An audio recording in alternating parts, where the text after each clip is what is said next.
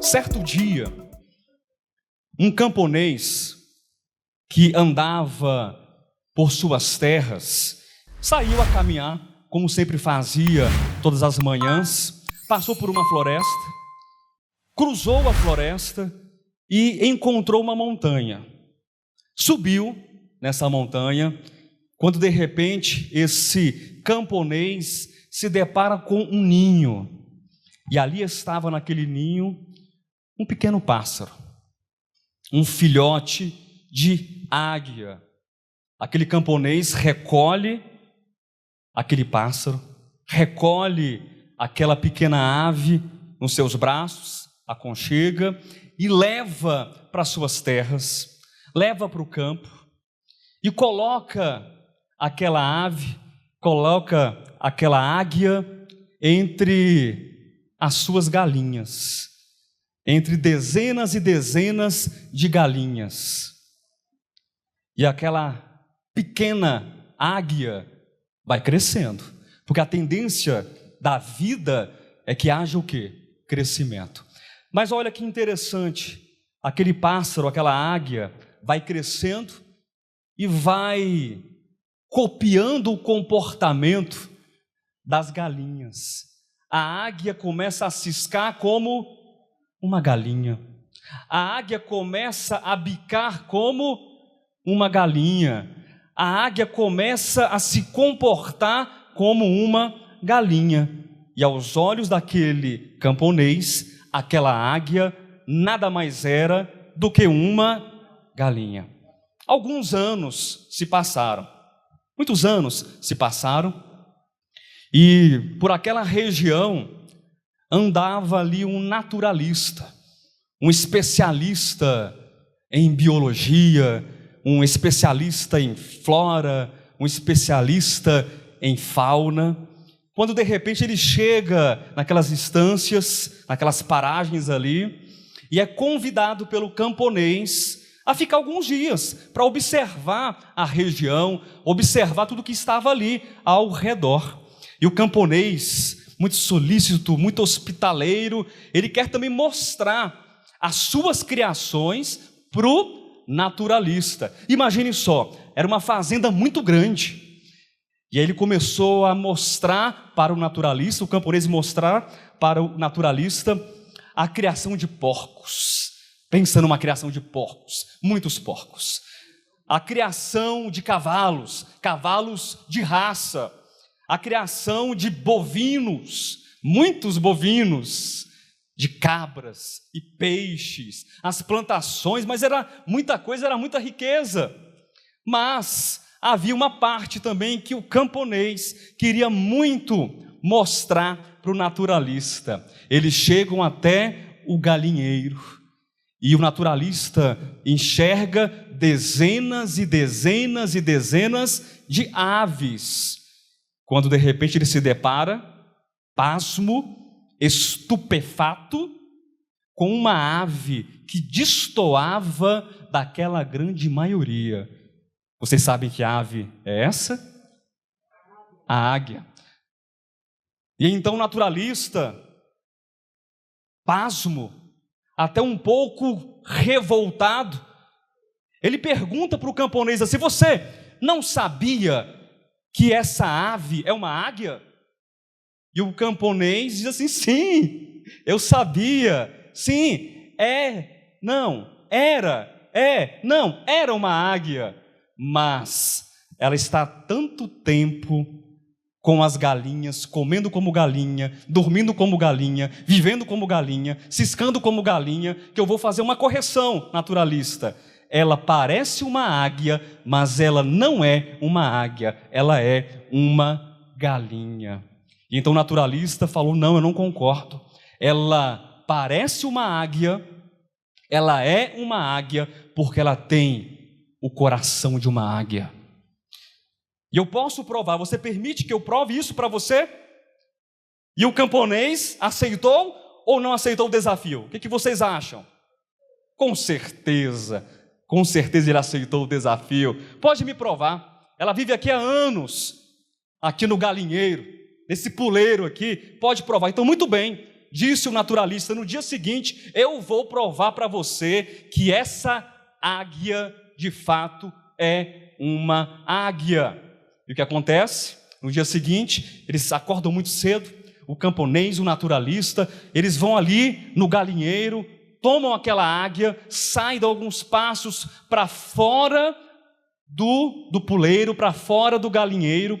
O naturalista ergue os seus braços e solta a águia, que começa a bater as asas timidamente. Ela sobrevoa, ela paira ali alguns instantes, ela olha para o camponês, ela olha para o naturalista, ela olha para o galinheiro.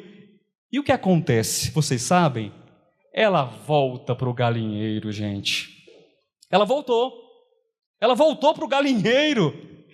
E o camponês riu, mas riu muito do naturalista. Eu disse para você, ela parece águia, mas ela não é águia, ela é galinha.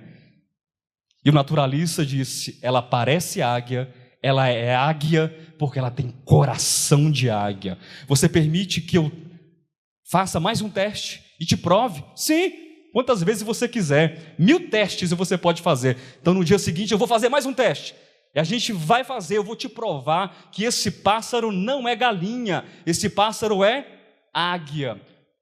Amanheceu o dia, o outro dia, bem cedo, eles subiram na casa principal da fazenda. Pensa, gente, num telhado altíssimo, telhas coloniais ali, muito alto o telhado. E aí o naturalista, ele ergue a águia, solta a águia e ela começa a voar, aquela coisa mais bela. Alguns instantes depois, a águia olha para o naturalista, olha para o camponês. A águia avista o galinheiro. E o que ela faz? Ela volta para o galinheiro. E o camponês quase cai do telhado, de tanto rir do naturalista. Eu disse para você, ela parece águia, mas ela é galinha. E o naturalista disse, ela parece águia, ela é águia, porque ela tem coração de águia. Você permite que eu te prove e faça mais um teste, mais uma vez? Já te falei, faça 1000 testes. No dia seguinte, eles acordaram muito cedo, mas muito cedo mesmo, antes do sol raiar. Estava escuro, o breu ali, daquela região. Eles pegaram a águia e caminharam horas, passaram pela floresta e encontraram uma das montanhas mais altas da região, e o sol já havia nascido. E o naturalista, ele toma a águia, ele alça a águia para os ares e ela começa a se debater. Ela não quer, começa a se debater antes mesmo que ele largue. E o camponês começa novamente a rir do naturalista. Ela parece águia, eu já disse, mas ela é galinha. E o naturalista disse, ela parece águia, ela é águia, porque ela tem coração de águia. O naturalista muda de posição. Ele coloca a águia agora olhando para o horizonte, olhando para o nascente do sol, olhando para o sol. E quando as luzes, quando os raios do sol penetram nos olhos da águia, eu não sei explicar, mas parece que houve ali uma transformação, houve um reboliço dentro daquela águia, e aquele coração que batia igual galinha, começou a pulsar mais forte, e o sangue agora mais forte, começou a pulsar, e os olhos daquela águia se abriram, como jamais haviam sido abertos antes, e o sol entra na retina, o sol entra nos olhos, e a águia começa agora a abrir as suas asas, e o naturalista solta a águia, que voa, e vai voando cada vez mais rápido, cada vez mais alto, e ela depois se perde, desaparece no firmamento, no céu azul. O que essa parábola pode nos ensinar? Queridos, muitas vezes nós esquecemos de quem nós somos. Muitas vezes nós esquecemos da nossa natureza. Muitas vezes nós esquecemos da nossa essência. Nós esquecemos de que tipo de coração Deus nos dotou. Nós nos esquecemos quem nós somos, qual é a nossa origem e para onde nós estamos indo. Nós esquecemos quem nós somos porque a vida nos aperta. Nós esquecemos quem nós somos porque os problemas nos afogam. Nós esquecemos quem nós somos porque as dificuldades nos oprimem. E nós passamos então a viver como uma multidão. Nós passamos então a nos comportar como uma multidão que não tem esperança, que olha para os seus problemas como se não houvesse nenhuma solução, porque eles vivem, eles plantam, eles colhem, eles morrem, e o dia passa, a noite vem, e tudo é do mesmo jeito. São pessoas que estão vivendo como se não existisse Deus. Mas eu quero dizer para vocês nessa noite, e o encargo do Senhor no meu coração, para ministrar a vocês, a ministrar para essa igreja, para essa assembleia, é que nós somos herdeiros de uma visão. Amém? Nós somos herdeiros de uma visão. E eu quero, já de antemão, compartilhar a explicação desse tema, porque é preciso que nós entendamos o que esse tema diz respeito a nós. Visão. O que é visão? Me ajude. O que é visão? É a capacidade do quê? De apalpar. É a capacidade de sentir cheiro. É a capacidade de sentir sabores. Não, pastor, você está se equivocando, e aí está enfiando os pés pelas mãos, e você não sabe discernir um sentido do outro. Visão é a capacidade de enxergar. Eu quero que quando você ouvir a palavra visão, você atrele a essa palavra o termo percepção. Amém? Visão é ter percepção. Nós somos herdeiros de uma visão. Ora, nós somos herdeiros porque então uma herança, um tesouro, uma riqueza nos alcançou. E não é um tesouro, não é uma riqueza, não é uma herança da terra, mas é uma herança, um tesouro do céu divino, celestial. Muitos já experimentaram essa herança, muitos já experimentaram esse tesouro, e nós também, da parte do Senhor, pela graça e misericórdia de Deus, também fomos convidados a experimentarmos essa herança e esse tesouro, queridos. Nós somos herdeiros, nós somos beneficiários de uma herança. A herança do Senhor, aquilo que está no coração de Deus. E Bispo Josué, desde quando isso está no coração de Deus? Desde os tempos eternos, quando Deus firmou o seu plano, essa herança já estava firmada no coração de Deus, para que Ele um dia pudesse se manifestar, para que Ele um dia pudesse expressar esse rico tesouro, essa rica herança naqueles que são chamados de acordo com o seu eterno propósito. E eu gosto muito dessa parábola. Eu tenho certeza que vocês já ouviram essa parábola em algum momento das suas vidas.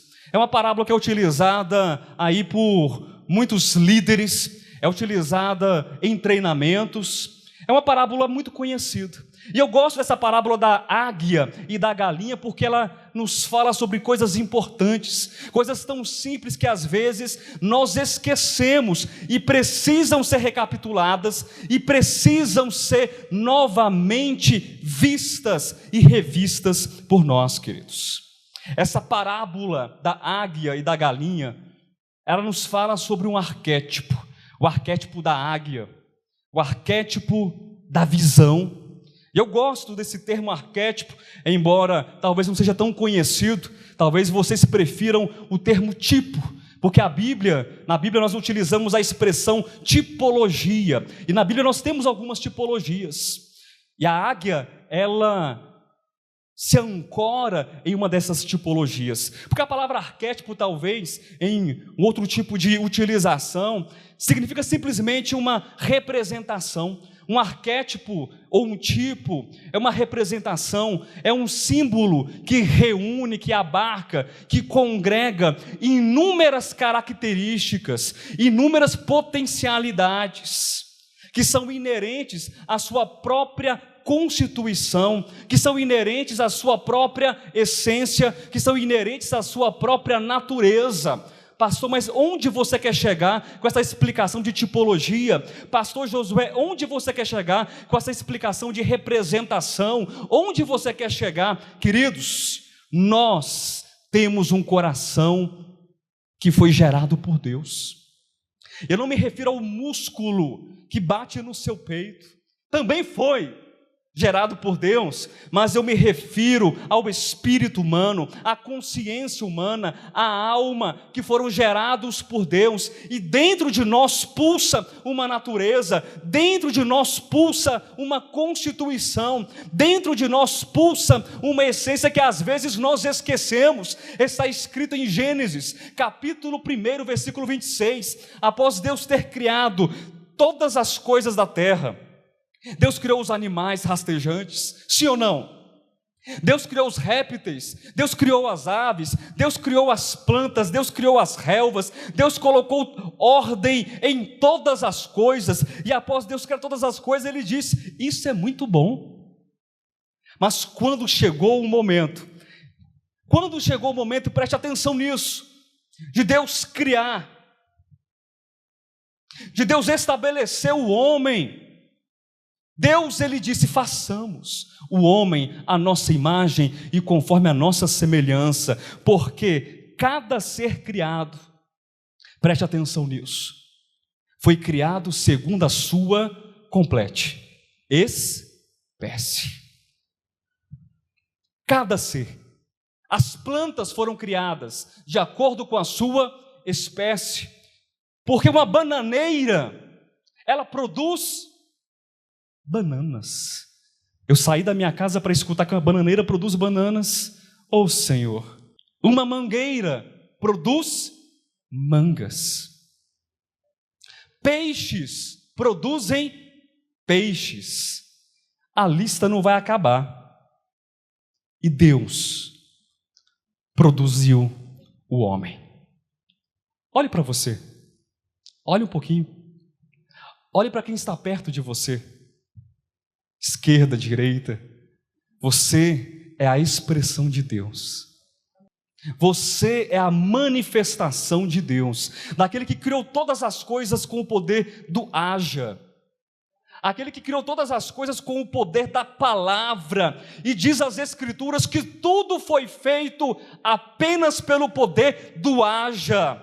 Assim haja luz, haja céu, haja terra, haja tudo que nós conhecemos foi criado por Deus, para a glória de Deus, e tudo que Deus fez é bom e muito bom, mas quando chegou a sua vez, quando chegou a minha vez, quando chegou a nossa vez, Deus disse, façamos o homem à nossa imagem e semelhança, porque dentro do coração do homem vai pulsar o coração do próprio Deus, e nós não podemos esquecer disso, queridos. Nós não podemos esquecer da nossa natureza, da nossa essência, nós não podemos esquecer da nossa constituição, por mais que os problemas tentem roubar de nós a nossa paz, por mais que os problemas tentem roubar de nós a nossa perseverança, Por mais que as enfermidades tentem roubar de nós a nossa constância, por mais que o mundo nos atropele, nós não nascemos para morar num galinheiro. Em alguns momentos nós bicamos, sim, infelizmente, como galinha.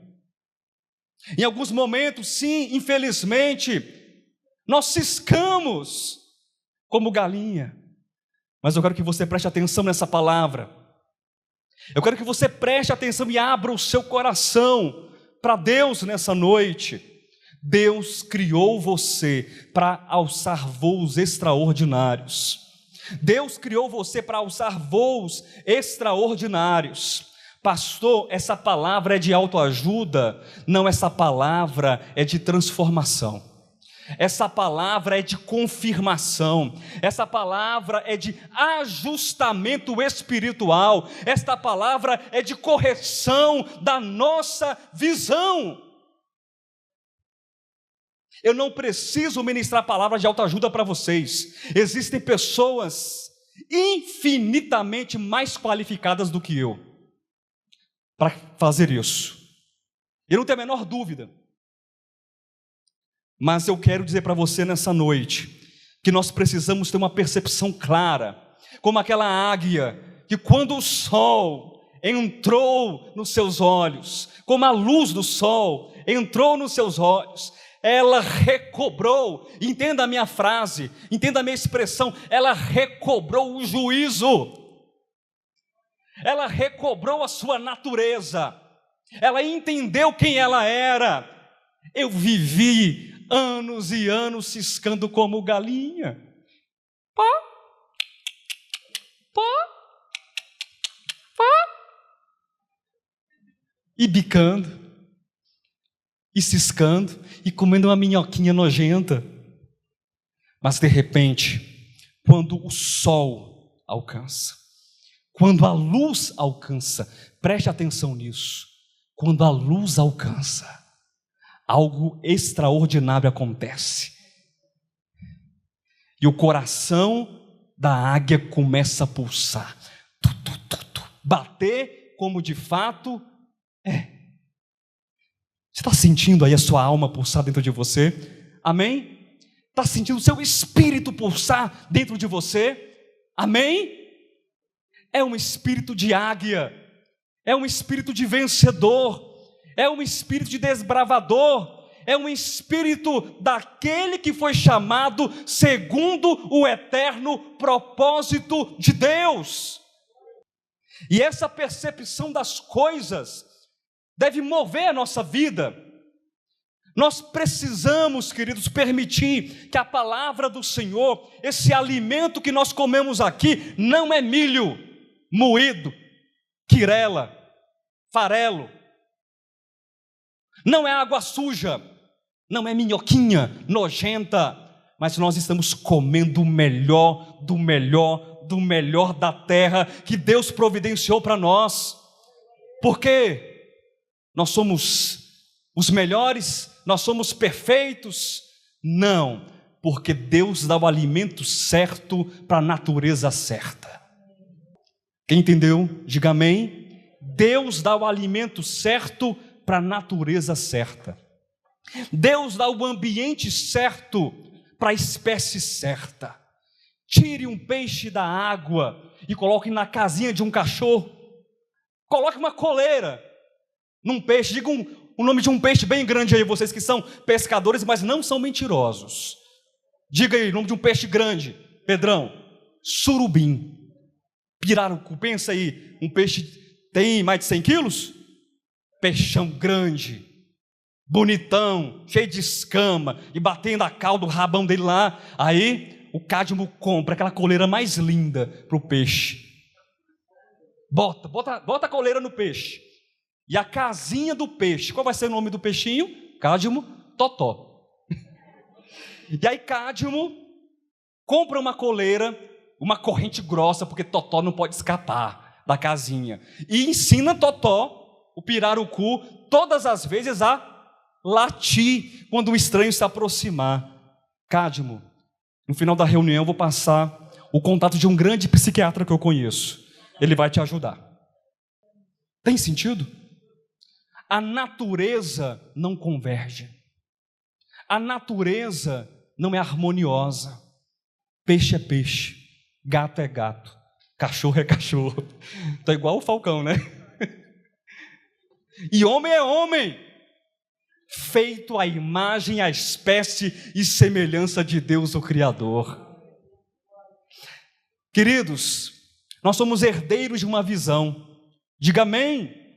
Mas bispo Josué, você falou, mas que visão é essa? Visão de enxergar muito além do que eu posso? Sim, mas eu não quero ser tão generalista nessa noite. Eu preciso e devo ser mais específico com vocês. Eu quero compartilhar com os irmãos três elementos da visão daqueles que são herdeiros de Deus. Amém? Diga 3 elementos da visão dos herdeiros de Deus. Que lindo vocês, parabéns. E entenda, não são 3 visões diferentes. Amém? Eu não estou falando que são 3 visões, mas são 3 percepções de uma única visão. Ok? Essa visão precisa me capacitar. Eu falei que a águia é um arquétipo da visão. Então, essencialmente, quando você olha para uma águia, e ela, nesse sentido de arquétipo, o que você confere então? A águia, ela é um símbolo, é uma representação da visão. Isso é comum na Bíblia também, queridos. Quando nós lemos Ezequiel, quando nós lemos Apocalipse capítulo 4, versículos 6 e 7, quando João está ali diante do trono de Deus, ele vê os 4 seres viventes, nós temos tipos, nós temos tipologias bíblicas, nós temos arquétipos. João vê o quê? A águia, sim, mas ele vê esses 4 seres ali, a face de um leão, a face do outro é de um novilho, de um boi, a face do terceiro é de homem, e a face do quarto é a face de uma águia. E alguns comentaristas, eles afirmam, eu acredito que esse comentário é um comentário pertinente, porque não fere as escrituras. É como se João estivesse enxergando ali, arquetipicamente, tipologicamente, os 4 evangelhos: o leão, o reino, a realeza; o boi é o serviço, é aquele que está arando a terra; é Jesus, leão, rei; é Jesus, boi, servo; é Jesus em Lucas, homem; e é Jesus ou Cristo encarnado, a águia que alça os céus como a própria vida, como o próprio Deus. Amém? Então nós temos que entender essas percepções. São 3 percepções, que não são percepções separadas entre si. Eu preciso apresentar essas percepções de maneira separada nessa noite, porque para que facilite a compreensão dos irmãos, didaticamente eu vou separar, mas elas são simultâneas, elas são complementares. Quando uma percepção ela é vista, significa que as outras 2 também estão sendo vistas, estão acontecendo. Então não pense você, daqui a pouco eu vou começar a falar sobre elas, que você tem uma percepção dessa visão de águia, dessa visão de herdeiros de Deus e do reino de Deus, e você não tem as 2. Não, é impossível. Você precisa desenvolver, você precisa ter, você precisa ser completamente cheio das 3 percepções. Abra sua Bíblia, por favor, em Gênesis capítulo 12, versículo 1. Ora, disse o Senhor a Abrão: sai da tua terra, da tua parentela e da casa de teu pai, e vai para a terra que te mostrarei. Esse texto, deve estar passando para vocês agora, na verdade é o segundo chamamento de Abraão. Conforme Atos capítulo 7, e Estevão no seu sermão, na sua explicação, nos mostra que Abraão estava em Ur dos Caldeus, estava na Mesopotâmia. Ele foi chamado, depois ele sai ali, meio receoso, vai para Arã, o pai morre, e aí ele sai de fato para essa terra que Deus mostraria para ele. Eu não quero entrar aqui nos pormenores, primeiro chamamento, segundo chamamento, eu quero focar num ponto específico. A primeira percepção que nós precisamos ter: abra o seu coração, abra os seus olhos da fé. A primeira percepção da visão: chamamento. Amém? Chamamento. Você precisa enxergar, pastor Josué, de novo, mas eu sei que eu fui chamado, eu sei que eu sou chamado, sim, mas nós precisamos nos perceber como aqueles que foram chamados por Deus. Nós precisamos nos perceber como aqueles que foram chamados por Deus. Isso não é tão fácil assim, queridos. Não, bispo Josué, não é tão fácil assim, porque aquilo que às vezes nos preenche racionalmente, porque aquilo que às vezes nos preenche teologicamente, não nos preenche e não nos atravessa espiritualmente. E quem entendeu, diga amém. Você sabe, você explica, você anota, você sabe os textos, mas isso precisa deixar de ser uma teologia rasa para passar a ser um significado espiritual que move a tua vida, porque todo ser possui uma natureza de acordo com a sua espécie, e você é filho de Deus, você é criatura de Deus, você é herdeiro de Deus, e isso precisa então fazer parte da minha percepção, isso precisa fazer parte da minha visão, quando eu olhar para mim, quando eu olhar para o próximo, quando eu olhar para o mundo, quando eu olhar para a esfera dessa terra, para o sofrimento, para a dor, para a angústia, para as calamidades, quando eu olhar para o futuro, eu preciso ver muito além daquilo que os olhos carnais e naturais permitem que eu veja.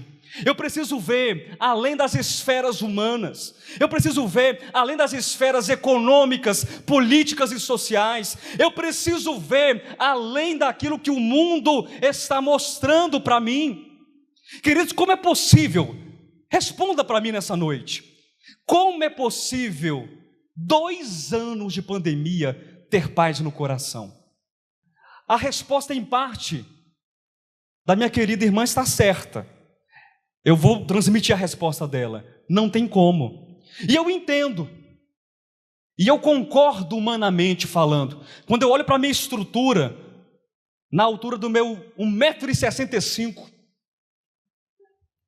eu olho para a minha existência, para a minha fragilidade, e eu percebo a Covid, eu percebo a H3N2, e eu vejo com a minha percepção humana e com a minha fragilidade, eu não dou conta disso não.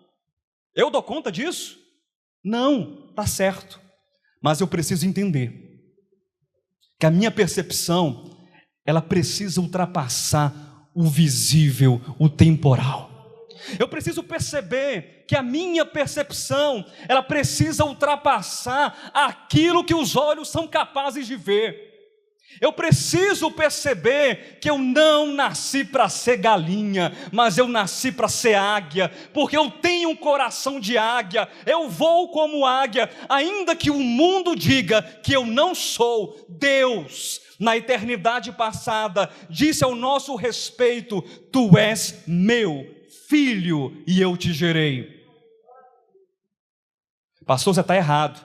Deus disse isso, está escrito no Salmo 8, Deus disse isso, foi para Jesus. Você para de bobagem. Mas o Cristo é o primogênito entre muitos irmãos.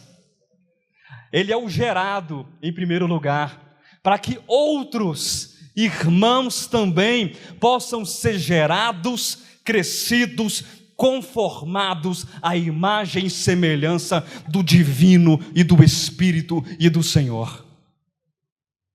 Quem está entendendo, diga amém. Mas eu dizia que não é fácil perceber o nosso chamamento, queridos. Vamos falar aqui, na real, humanamente falando, é difícil quando você olha para a dificuldade, para o problema. Imagine Abraão, um homem rico, sim, um homem de posses, sim, um homem que tinha muitos bens, sim. Aí você fala, mas é fácil então? Abraão tinha muita coisa, é fácil. Você acha que é fácil sair sem rumo? Abra sua Bíblia, em Hebreus 11, versículo 8. Nós estamos falando de quem, queridos? Da águia. Hebreus 11, versículo 8. Quem achou, diga amém. Eu quero ler esse texto e você vai ter que acompanhar, ou na projeção, ou na sua Bíblia, ou aí no seu celular. Abraão, munido de um mapa, quando chamado, obedeceu, a fim de ir para o lugar que devia receber por herança, e partiu com certeza absoluta, sabendo para onde ia. É claro que eu li conforme diz o texto. Não. Vocês têm certeza? Eu vou ler mais uma vez. Eu vou fazer igual o naturalista. Vocês permitem que eu leia mais uma vez? Abraão, com um GPS de última geração, quando chamado, obedeceu a fim de ir para um lugar que devia receber por herança e já estava escriturado e demarcado, sabendo onde chegaria. Queridos, tem certeza que não é isso? Perceber o chamamento não é fácil, porque não basta perceber o chamamento, você precisa viver como alguém que foi chamado por Deus. Aquele que foi chamado, o peregrino Abraão, ele tinha posses, sim, ele tinha tesouros, sim, ele tinha bens, sim, mas a Bíblia diz que ele morava em tendas, porque ele tinha uma visão, uma percepção completamente diferente, que ele não poderia estar fincado na terra. Nós estamos aqui fincados ou nós estamos soltos? Nós estamos aqui com os nossos pés firmados nesse mundo, ou nós estamos soltos e somos livres e libertos em Deus? Pensa nisso. Agora eu vou ler o texto pela terceira vez. Vocês permitem que eu leia? Pela fé, Abraão, quando chamado, obedeceu, a fim de ir para um lugar que devia receber por herança, e partiu sem saber aonde ia. Eu gosto muito dessa igreja aqui, desse ministério, porque a gente aprende a ler, né? Minimamente falando, a gente aprende a ler nesse ministério. E eu aprendi, de fato, a ler muito. Pela fé, Abraão, quando chamado, obedeceu.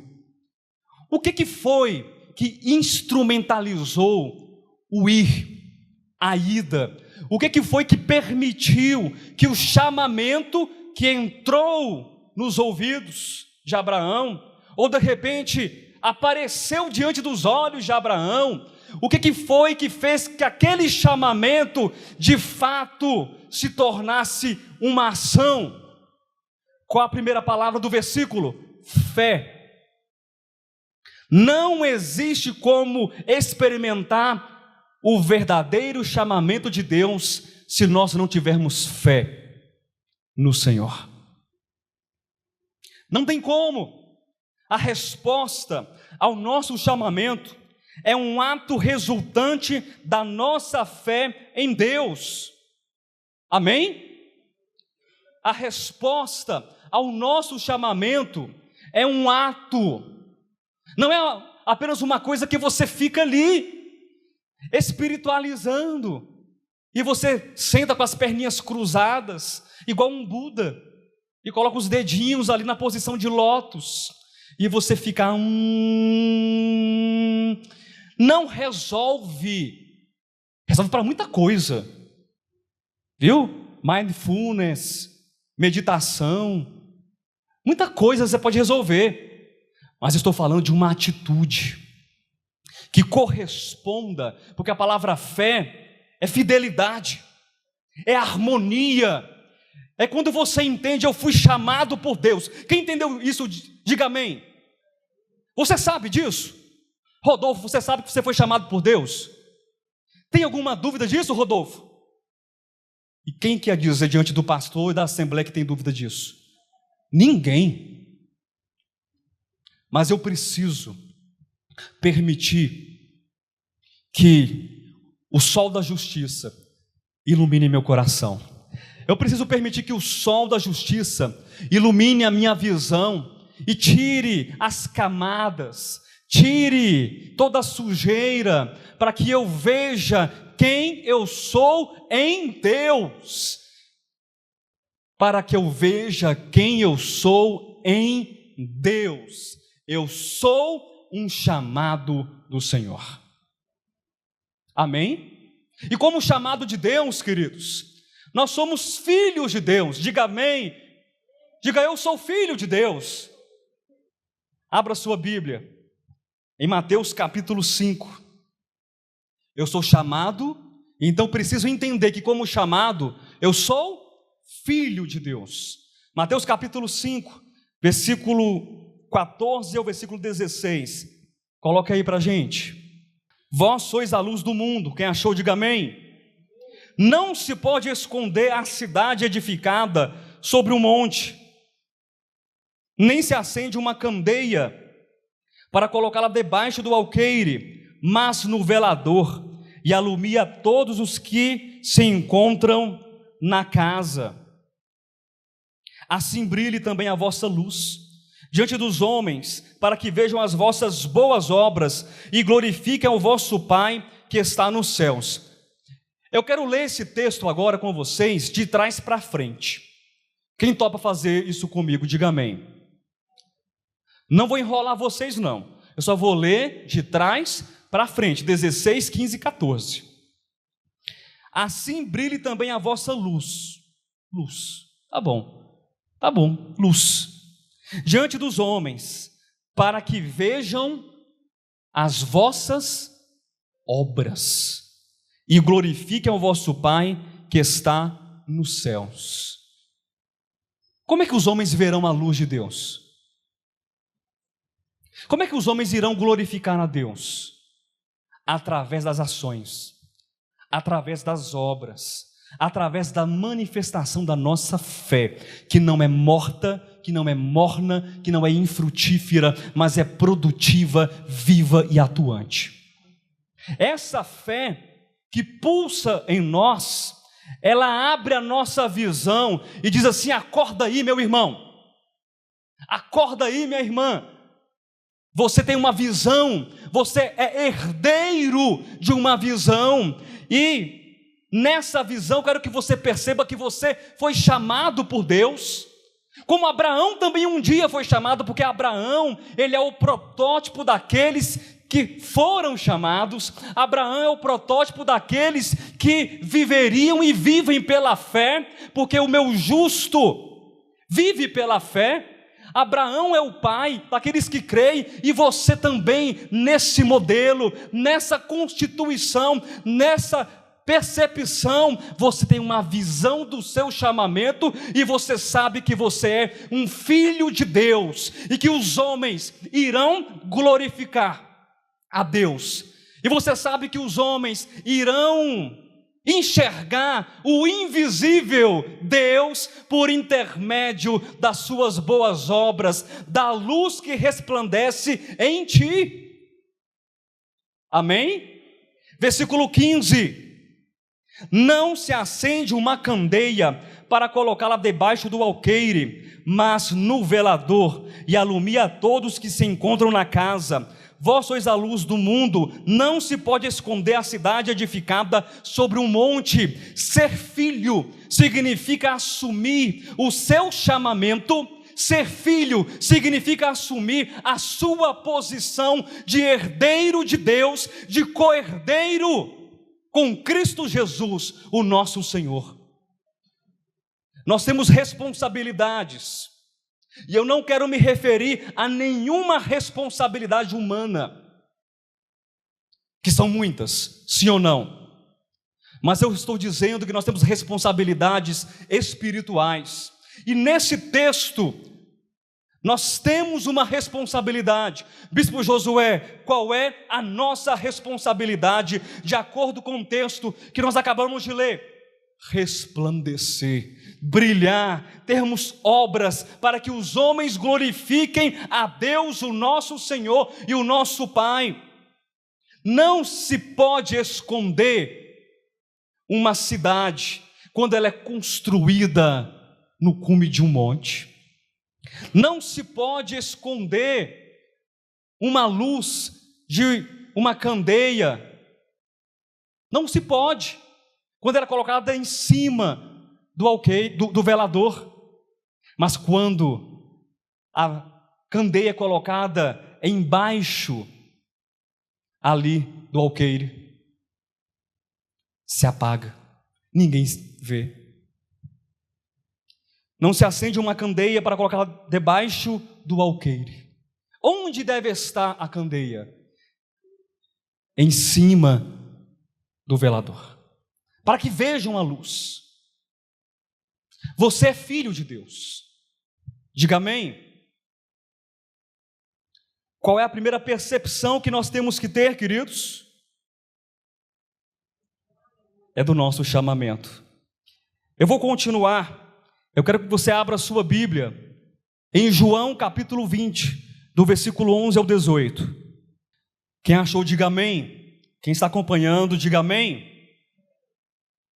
Nós vimos que a percepção da visão dos herdeiros de Deus nos faz ver que nós somos o quê?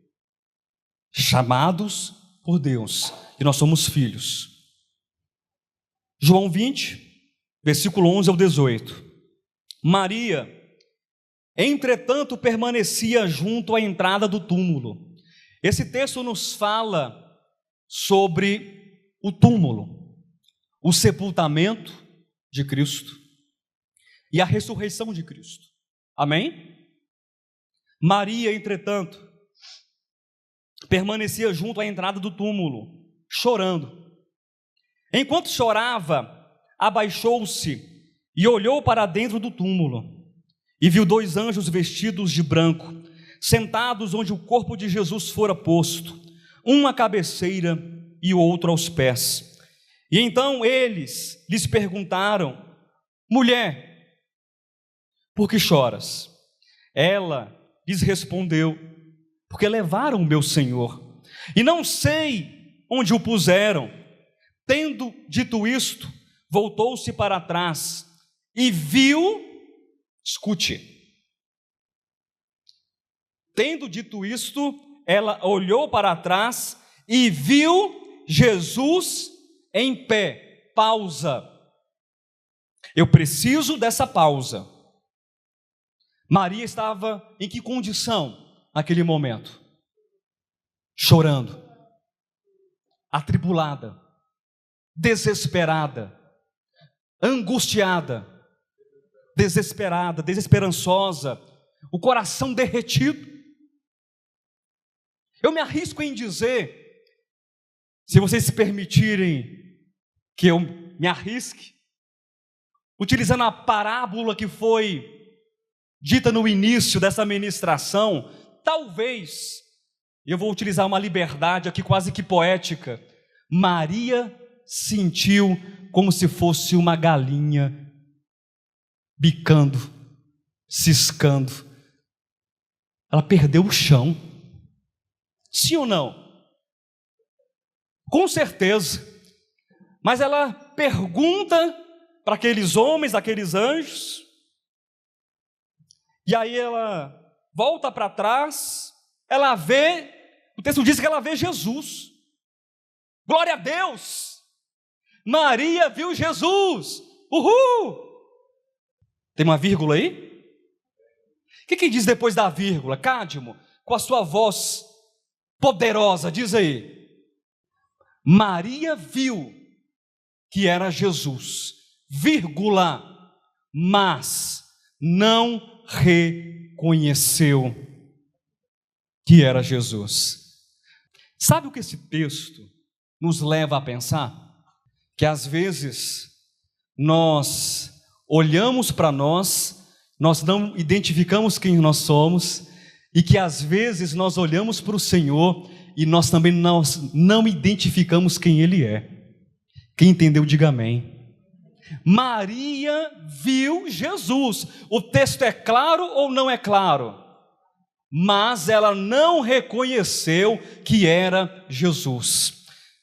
O segundo aspecto, a segunda percepção da visão dos herdeiros de Deus é revelação, meu querido. Você precisa ter revelação. Pastor, mas eu já tenho. Mas essa revelação, escute isso, ela deve ser diária, crescente. Ela precisa se desenvolver todo tempo na sua vida. Não existe vida espiritual com revelação estagnada. Eu vou repetir para que fique muito claro para você. Não existe vida espiritual com uma revelação estagnada. Hoje você precisa reconhecer quem Jesus é na sua vida, e amanhã um pouco mais, e depois um pouco mais, e cada vez mais nós precisamos reconhecer quem o Senhor é em nossas vidas, porque na medida que nós reconhecemos quem o Senhor é, isso significa que a luz, a iluminação, o sol de Deus penetra na nossa visão, e qualquer traço de galinha, qualquer traço daquilo que diz que você não é filho de Deus, vai sendo dissipado, e você vai entendendo que você é águia, você parece com águia, tem coração de águia, você é filho de Deus. E Maria entendeu depois quem aquele homem era, e nós precisamos entender quem Deus é em nossas existências. Não se trata de um entendimento puramente teológico, nós repetimos isso tantas vezes, queridos, mas se trata de uma revelação de fé, de graça, uma revelação que te leva, que te impulsiona a ser diferente, a viver de modo diferente. O que nos move é essa revelação. O que nos influencia é essa revelação. O que nos mobiliza e nos impulsiona é essa revelação. E não importa, nós estamos sempre caminhando. Não importa o que aconteça, nós estamos sempre caminhando. Nós estamos sempre voando, cada vez mais alto, porque nós entendemos a nossa identidade, nós entendemos a nossa natureza, nós entendemos a nossa constituição. Nós fomos criados por Deus, chamados por Deus, somos filhos de Deus, somos servos de Deus, somos soldados de Deus, somos herdeiros de Deus, porque temos em nós o Espírito de Deus que nos traz revelação. Sabe aquele poder que criou o universo? Quem é capaz de explicar o universo aqui? Levante a mão. Quem é capaz de explicar o universo? Quem é capaz de explicar o funcionamento das células do corpo? Ah, pastor, eu sei. Você sabe o tanto que a ciência te permite saber. Sabe esse poder que criou todas as coisas? As células que estão no seu corpo, os planetas, as galáxias, tudo, o mundo todo, as coisas visíveis e invisíveis. Sabe esse poder todo? Está dentro de você. Deus está dentro de nós. E essa revelação me leva a pensar que eu preciso olhar para esse texto, e eu vou continuar no texto agora, versículo 15, me leva a pensar que diariamente eu preciso ter uma visão renovada a respeito de Cristo. Versículo 15, quem está acompanhando diga amém. Perguntou-lhe Jesus.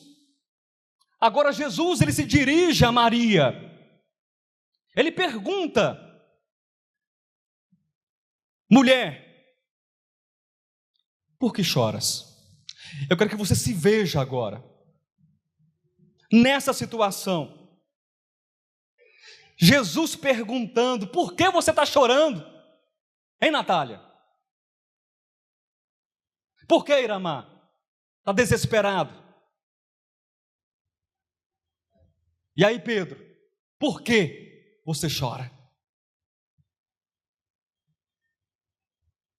Quem você está procurando? A resposta humana seria a seguinte, 2 pontos, abre aspas, fala minha, não do texto.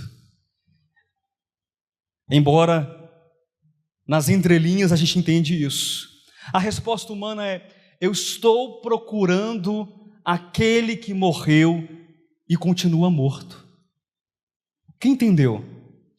Eu estou desesperada, eu estou desesperado, eu estou chorando, porque ele morreu, acabou, não tem mais o que fazer, não existe solução. Quem já passou por isso alguma vez? Quem já sentiu um desespero, uma dor na alma, tamanha, que você não sabe para onde olhar? Ou para onde você olha, você vê túmulos, você vê morte, você vê desespero. Mas eu agradeço a Deus, porque não foi Miguel quem perguntou por que você está chorando, não foi Gabriel que perguntou por que você está chorando, não foi nenhum anjo do céu que perguntou qual o seu problema, mas é Jesus que pergunta por que você chora, quem você procura. E ela, ainda supondo ser ele o jardineiro, respondeu: Senhor, com letra maiúscula ou minúscula? Senhor jardineiro, Senhor jardineiro, se tu o tiraste, dize-me onde o puseste, e eu levarei.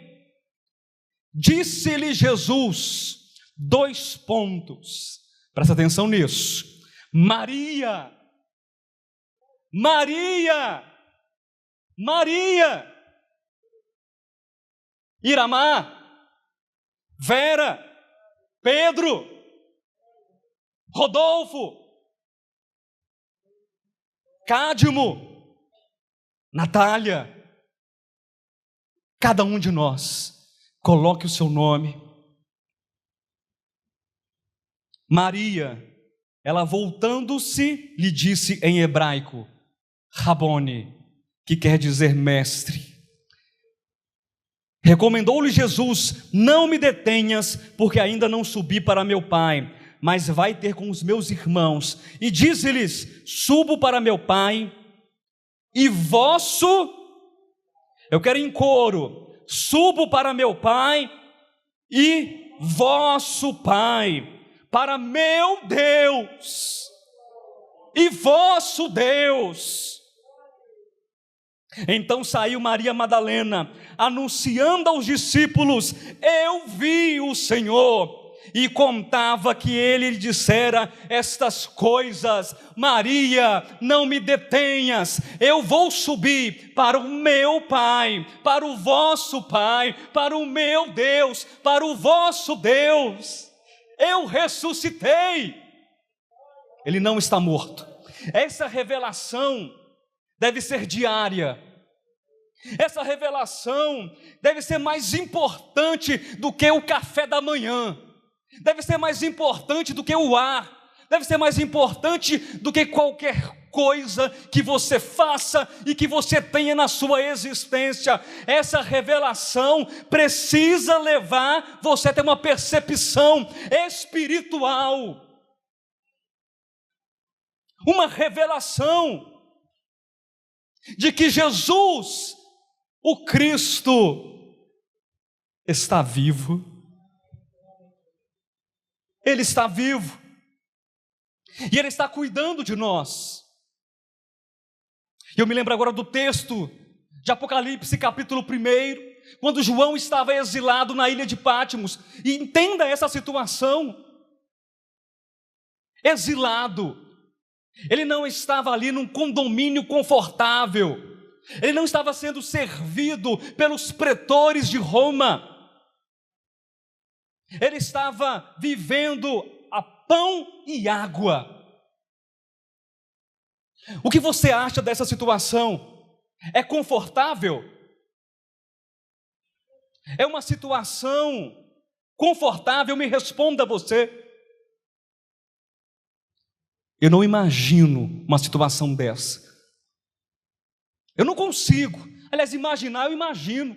Eu não consigo sentir o que seria estar na pele de João.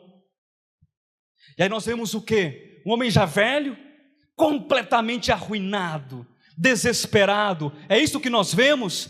Nós vemos um homem que tem uma revelação, um homem que é movido por uma revelação, que sente sim o temor e o tremor, mas quando ele começa a ter essa revelação, essa visão, essa epifania, essa manifestação daquele que falava com ele, é como se aquele homem abrisse as suas asas novamente e pudesse alçar um voo altíssimo e gigantesco, e pudesse nesse voo contemplar, mesmo na sua debilidade e fragilidade de homem, que aquele João em Patmos era um chamado de Deus, um filho de Deus, um servo de Deus, um soldado de Deus, que tinha a revelação do próprio Cristo glorificado, que passeava diante dos olhos de Deus, diante dos olhos de João, entre os 7 candelabros de ouro.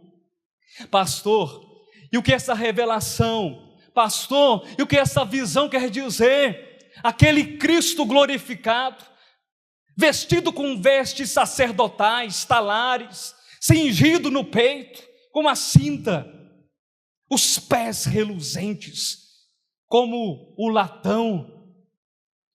Pensa numa visão gloriosa, mas aquela visão não é para causar temor, espanto, afastamento, tristeza, dor, sofrimento, mas aquela visão é o sol entrando na retina de João, aquela visão é a luz entrando nos olhos de João, nos olhos espirituais, para que o coração de águia, o coração divino, o coração celestial pudesse pulsar mais forte, e João entender, e nós também pudéssemos entender que o Cristo está passeando entre as igrejas, que o Cristo está passeando em todas as eras da igreja do Senhor, cuidando de cada um de nós, zelando por cada um de nós,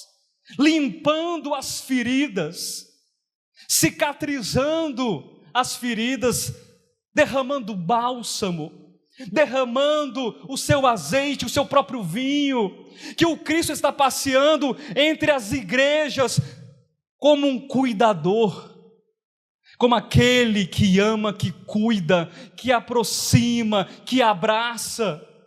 E essa revelação nós precisamos ter em nossas vidas. Essa percepção, revelação.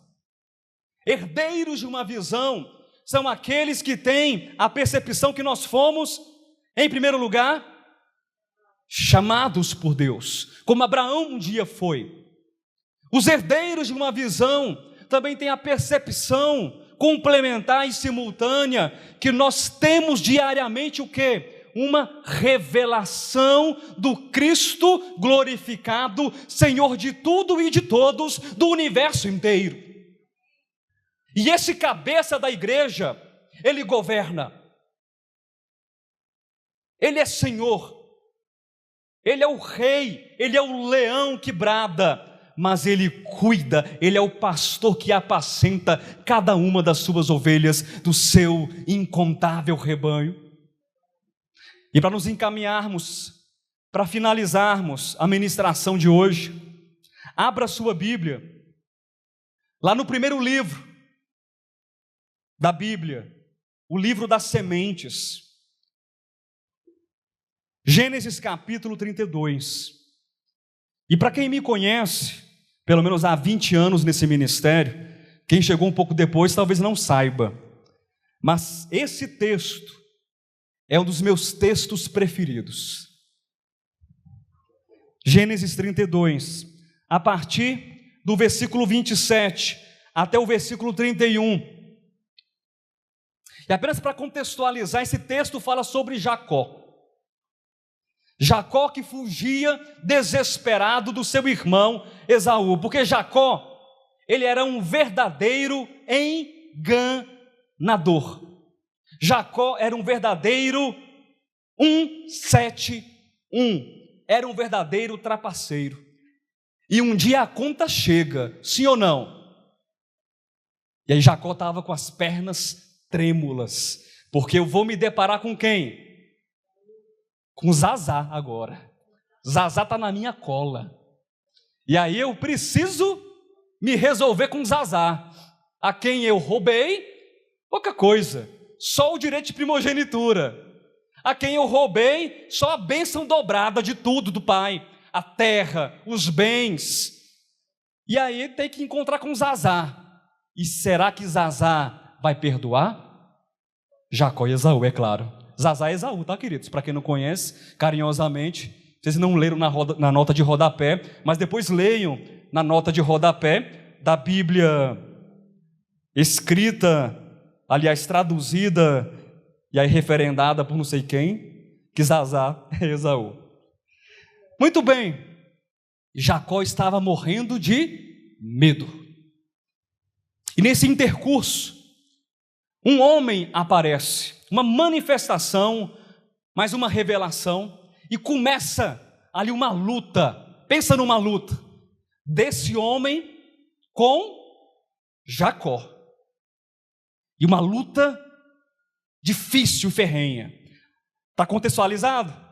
Entenderam mais ou menos? Versículo 27. Perguntou-lhe, pois, como te chamas? Esse homem da história que está lutando com quem? Com Jacó. Perguntou-lhe, pois, como te chamas? Jacó responde. Ele respondeu, qual o nome? Uai, tem outro nome para responder? Se fosse você, Vera, lutando, como é que você se chama? Uai, tá certo? Tá correto? Em parte.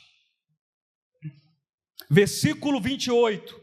Então disse, já não te chamarás enganador, já não te chamarás usurpador, já não te chamarás traidor, já não te chamarás 171, já não te chamarás Jacó, e sim príncipe de Deus, e sim guerreiro de Deus, e sim Israel.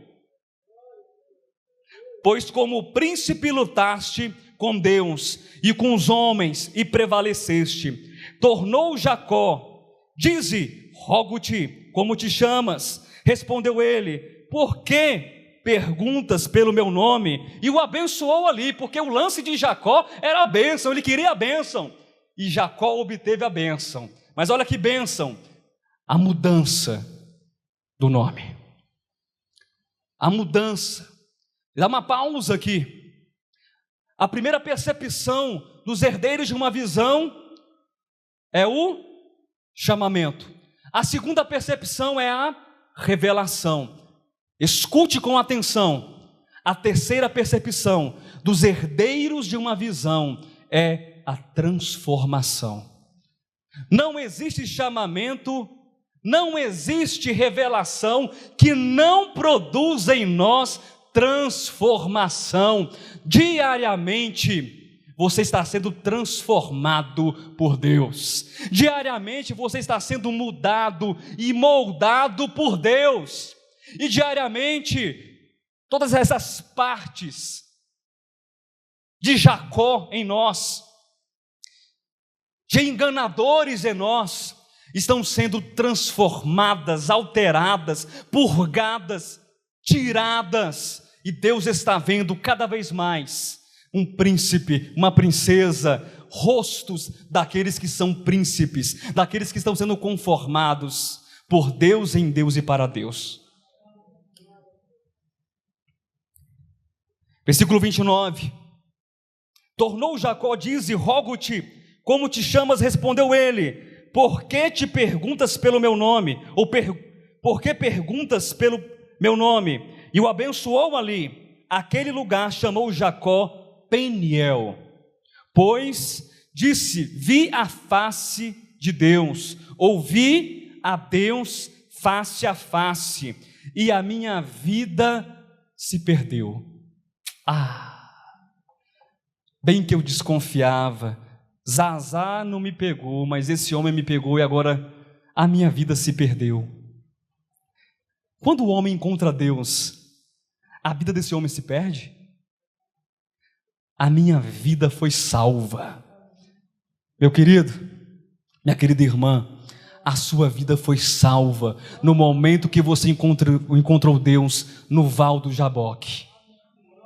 Essa história é tua, essa história é minha, essa história é nossa. A minha vida foi salva, porque eu encontrei o Senhor, e Ele me fez ver que eu preciso entender que além de ser chamado, além de ter uma revelação de quem Deus é, de quem eu sou, eu preciso estar caminhando num processo ininterrupto de transformação, de conformação, de santificação, de justificação, de alteração, não celular, mas de alteração espiritual, de alma, de coração, de caráter.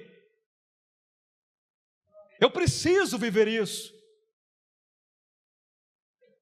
E a nossa vida será salva todas as vezes que nós estivermos diante do Senhor. Mas saiba de uma coisa, aqueles que têm a revelação do Senhor, saiba de uma coisa, aqueles que têm a revelação do Senhor, vez ou outra, vão se deparar numa luta. O próprio Deus estará lutando em nós, mas ao nosso favor. Deus estará lutando em nós, mas ao nosso favor. E eu desconheço uma batalha que Deus entre e Ele saia derrotado. Nunca ouvi falar. Nunca ouvi falar. Toda batalha de Deus, toda a luta de Deus, do outro lado, sempre Ele sai vencedor. Porque aquele que começou a boa obra em você, aquele que começou, eu vou parafrasear, eu vou usar minha liberdade poética de pregador, aquele que começou a boa luta dentro de você, vai terminar até o dia de Cristo, o nosso Senhor. Essa luta que é diária, e às vezes nós dizemos, não, eu não quero, eu não vou, mas a luz de Deus, com seus passos gigantescos, a voz de Deus, a luz de Deus, a revelação de Deus, que dissipa as trevas, vai dizendo assim, vai perguntando assim, por que choras? Qual é o teu nome? E quando isso acontece comigo, Quando Deus pergunta por que eu estou chorando, meu irmão, quando Deus pergunta o meu nome, eu preciso responder. E às vezes eu respondo como Maria: cadê o corpo? Quem já respondeu assim alguma vez? Maria, parte A: cadê o corpo? Maria, parte B: Rabone. Quem já respondeu Maria, parte B? Rabone, revelação. Quem já respondeu assim: qual é o teu nome? É Jacó. Quem já respondeu Jacó, parte A? Qual o teu nome? Diga aí, qual o teu nome? Rogério. Quem já respondeu Jacó, entre aspas, parte B? Depois do nome que foi mudado, eu acredito, porque a partir de então, qual é o teu nome aí? Israel. Israel. Versículo 31. Nasceu-lhe o sol. Gramáticos de plantão. Para quem nasceu o sol? Neto, para quem nasceu? Para Israel. Diga um glória a Deus aí. Nasceu para Israel, o príncipe de Deus, que lutou com Deus e prevaleceu, não contra Deus, mas entendeu que Deus prevaleceu nessa luta. Jacó saiu perdedor, Israel levantou-se triunfante. Quem entendeu, diga amém. Nasceu para ele o sol. Lembra quando o naturalista, lá no início, na última das tentativas, ele pegou aquela águia, que o fazendeiro, que o camponês ficava ali rindo e caçoando do naturalista. Esse bicho aqui é o quê? É galinha. Parece águia, mas não é. E o naturalista falou: o quê? É águia. Parece águia. É águia porque tem coração de águia. E quando o naturalista coloca a águia de frente para o sol, presta atenção, de frente para o sol nasceu-lhe. O sol nasceu para a águia, e a águia entendeu que ela não é galinha, mas ela parece águia, ela é águia e tem coração de águia. Quando o sol entra, quando a luz do sol entra, quando o calor da luz do sol entra em nosso coração, em nossa alma, em nosso espírito, não importa qual seja a nossa situação, nós saímos de onde quer que seja o problema e nós enxergamos o nosso chamamento, nós enxergamos a revelação de Deus em nós. Nós enxergamos, queridos, que nós estamos sendo capacitados, moldados, transformados e elevados à posição de filhos de Deus. Nasceu-lhe, pois, o sol. Quando ele atravessava Peniel e manquejava de uma coxa.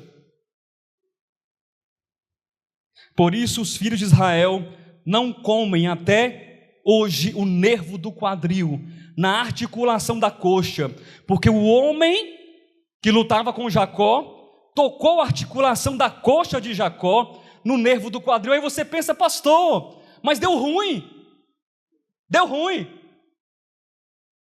Eu não gostei desse saldo aqui não. Eu estou encerrando em 5 minutos. Não gostei não. O homem luta, pergunta o nome, e aí ele diz que é usurpador, enganador, e tá.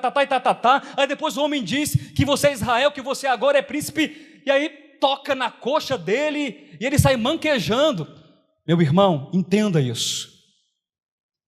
Esse manquejar significa que aquele homem foi tocado por Deus. A vida de todo homem que encontra Deus no Val de Jaboque é transformada. A vida de toda pessoa que encontra Deus, e Deus luta contra a nossa natureza perversa, caída e corrupta, não existe possibilidade de Deus estar operando dentro de nós e você permanecer o mesmo.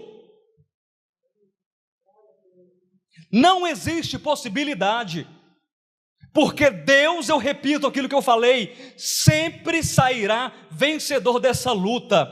Ai pastor, mas eu não sei se vai dar, eu não sei se eu dou conta. É Deus quem está lutando dentro de você, e é Ele quem prometeu, é Ele quem estabeleceu, e é Ele quem determinou, não uma vitória humana, passageira, mas uma vitória eterna, espiritual.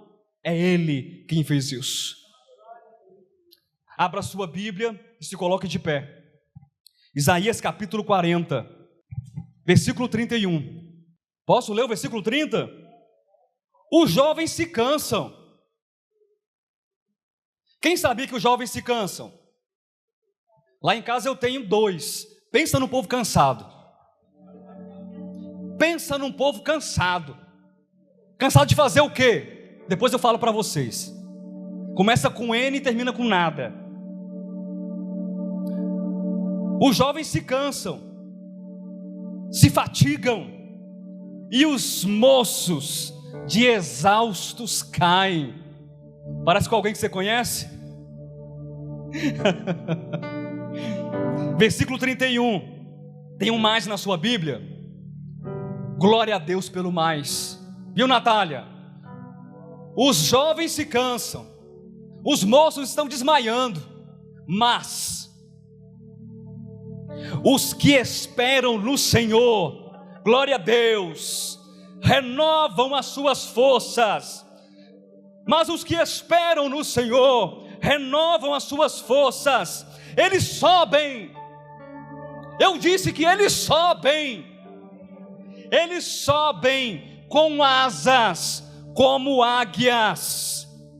Como águias, correm e não se cansam, caminham e não se fatigam, porque eles esperam no Senhor. Deus é a nossa rocha, Deus é a nossa esperança. Aplauda o Senhor, aleluia.